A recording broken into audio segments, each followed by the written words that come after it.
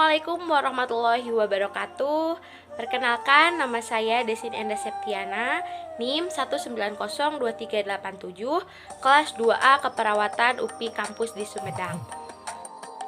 Saya mengambil tema tentang Islam dan teknologi. Isu yang saya ambil yaitu penggunaan aplikasi TikTok bagi kaum milenial Muslim. Judul yang saya ambil yaitu pandangan mahasiswa UPI Kampus Sumedang terkait penggunaan aplikasi TikTok dalam ajaran Islam. Tujuannya untuk mengetahui pandangan mahasiswa UPI Kampus di Sumedang terkait penggunaan aplikasi TikTok. Metode penelitian dilakukan ada 4, yaitu yang pertama deskriptif kualitatif, yang kedua deskriptif kualitatif melalui kuesioner, yang ketiga wawancara kepada tokoh agama, yang keempat wawancara kepada mahasiswa UPI Kampus di Sumedang. Di era globalisasi saat ini teknologi semakin berkembang, tidak terkecuali media komunikasi yang juga semakin canggih di masa ke masa. Beberapa sarana bermunculan diantaranya adalah gadget, yang salah satunya menyediakan konten aplikasi yang digandrungi oleh banyak sosialita seperti aplikasi yang bernama TikTok. Melihat maraknya pengguna TikTok, bisa dilihat bahwa pengguna dari TikTok yang berasal dari seluruh kalangan, laki-laki maupun perempuan, tua maupun muda, akan tetapi dari sekian banyak pengguna, kaum remaja lah yang mendominasi serta paling banyak menjadikan TikTok sebagai sarana hiburan dan bahan narsisme yang digemari saat ini. Sebagai pengguna, tentunya dapat memilih konten yang akan digunakan. Akan tetapi, sebagai muslim, hendaknya memilih sesuatu yang tidak merugikan dan menjerumuskan ke dalam kemaksiatan. TikTok merupakan media sosial yang memiliki jutaan pengguna di seluruh dunia. Secara historis, TikTok dibuat oleh Zhang Yiming pada September 2016. Ini memungkinkan pengguna membuat video secara kreatif dengan opsi backsong dan berbagai filter. Pada dasarnya, TikTok adalah media sosial yang merangkul pengguna untuk membuat video pendek atau film pendek dengan mudah. Yiming yang merupakan salah satu pendiri TikTok menjelaskan bahwa TikTok tahap pertama sebagai media sosial telah mencapai 500 juta unduhan baik di Play Store. Di bawah perusahaan ByteDance, Yiming hanya memperkerjakan 8 orang untuk mendirikan TikTok selama 200 hari. Namun, Yiming dan 8 tim telah berhasil mengembalikan aplikasi dan menghasilkan uang banyak. Anggraini 2018. Ahli strategi senior Well Social melaporkan bahwa TikTok meluncurkan aplikasi tepat waktu. Dia juga menjelaskan bahwa Instagram mengubah semua orang menjadi fotografer. TikTok ingin mengubah semua orang menjadi videografer. Jadi, TikTok memberi pengguna membuat video pendek dengan latar belakang, musik, dan opsi filter dengan mudah. Bahkan ada salah satu artis yang bernama Kylie Jenner menggunakan untuk usaha bisnis. Hasil dari penelitian yaitu partisipan merupakan sebagian mahasiswa UPI Kampus di Sumedang yang berpartisipasi sebanyak 68 orang. Usia partisipan berkisar 18 tahun ke atas. Dari hasil penelitian didapatkan data bahwa semua responden 100% mengetahui aplikasi TikTok. Sebagian besar responden 7,6% menginstal aplikasi TikTok. Sebagian 29,4% responden tidak menginstal aplikasi TikTok dan sebagian besar responden 50% menggunakan aplikasi TikTok untuk dance cover.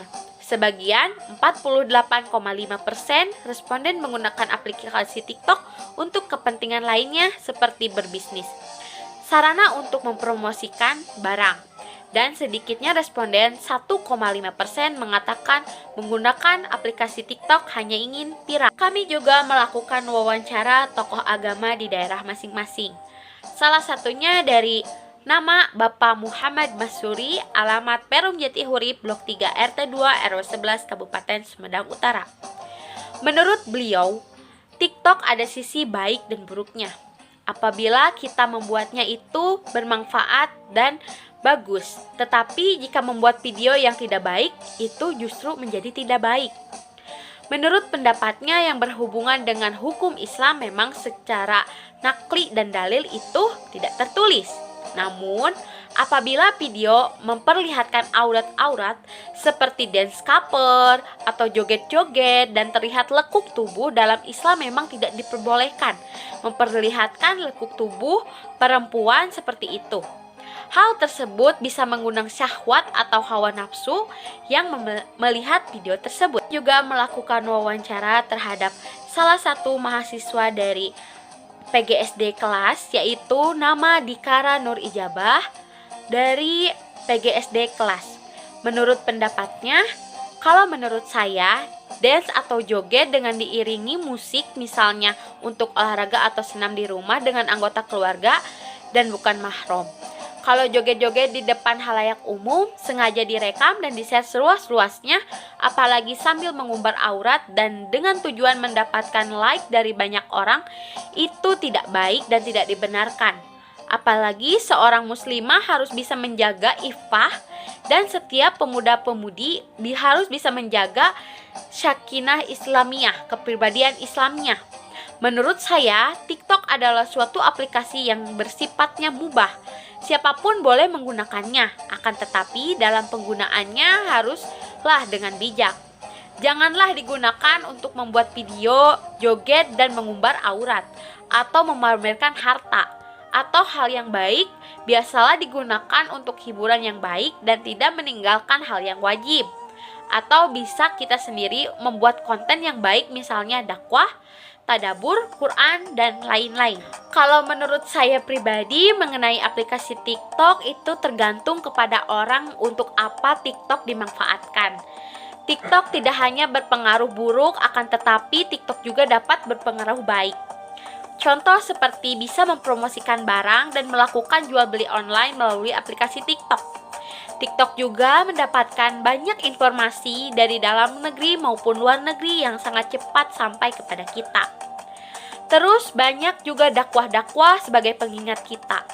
Adanya tentang kiat-kiat pengalaman orang-orang menjadi sukses, banyak sekali ilmu pengetahuannya yang bisa kita ambil. Akan tetapi banyak juga remaja, orang tua, bahkan anak-anak yang menggunakan TikTok itu ke hal yang negatif. Contohnya berjoget-joget dan memperlihatkan lekuk tubuh sehingga khususnya perempuan bisa terlihat dengan jelas dan bisa dilihat oleh lawan jenis yang bukan mahramnya. Bahkan banyak juga yang berkomentar salah satu fokus terhadap lekuk tubuh perempuan tersebut. Tidak hanya itu loh, jika di-share menjadi FYP di TikTok itu bisa menghasilkan uang dengan yang like video tersebut itu banyak, hingga jutaan. Bahkan bisa jadi juga viral dan diundang ke stasiun TV. Namun jelas tidak dilarang oleh agama, terkecuali hanya untuk dilihat oleh kita saja dan di privat kita saja. Mungkin cukup sekian yang bisa saya sampaikan. Mohon maaf bila ada kesalahan kata, karena di sini saya masih dalam tahap pembelajaran. Burung dara cendrawasih, cari dulu di Papua. Cukup sekian dan terima kasih. Semoga bermanfaat untuk semua. Wassalamualaikum warahmatullahi wabarakatuh.